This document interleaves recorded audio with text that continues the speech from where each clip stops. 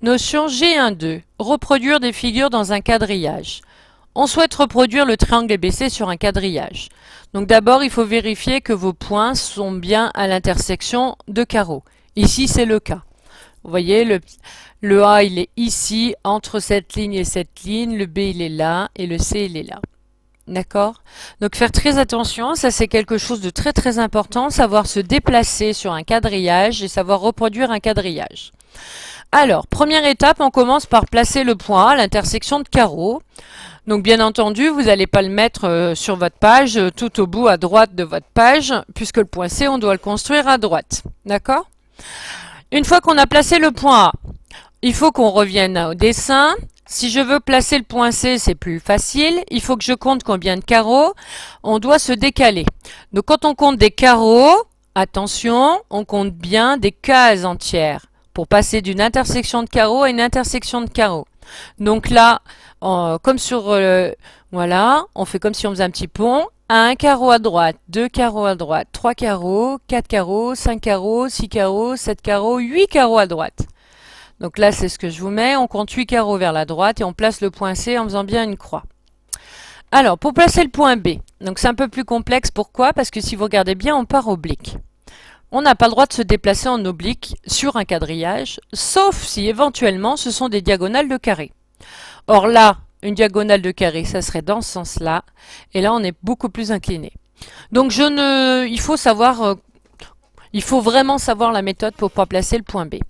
Alors il y a deux manières, soit on part du point A, soit on part du point C. Donc ici j'ai choisi de faire le déplacement à partir du point A puisque le point B est plus près.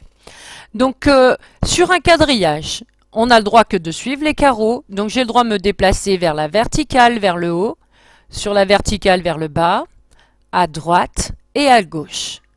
Hein, donc bien faire attention, je n'ai pas le droit de partir oblique. Donc imaginez, hein, c'est comme un jeu vidéo. Pour aller de A à B, pardon, il faut expliquer, ou alors vous expliquez à votre copain au téléphone comment on fait pour aller de A à B. Et donc vous fermez les yeux et donc avec les explications qu'on vous donne, vous devez pouvoir placer le point là où il faut. Alors pour aller de A à B, donc on a deux manières d'y arriver. Soit on part vers la droite tout de suite de deux carreaux. 1, 2, et ensuite je descends et on compte de combien de carreaux on descend. 1, 2, 3, 4. Donc pour aller de A à B, on s'est déplacé de 2 carreaux à droite et 4 vers le bas. Donc c'est ce qu'on fait ici. Je pars du point A qu'on avait placé, 2 carreaux à droite, 4 vers le bas, je place mon point B. On aurait pu partir d'abord vers le bas, 1, 2, 3, 4, et ensuite de 2 à droite. Vous faites comme vous voulez. D'accord?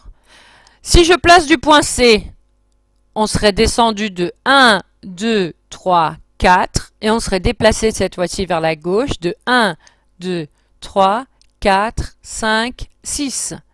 Une fois que vous avez placé votre point B, vous reliez. Mais donc, ce qu'il faut retenir, c'est bien faire attention. Sur un quadrillage, on se déplace vers le haut, le bas, la droite, la gauche, on donne le nombre de carreaux, et éventuellement, on peut se déplacer suivant des diagonales de carrés, mais toutes les autres obliques, on n'a pas le droit. Voilà, la notion est terminée.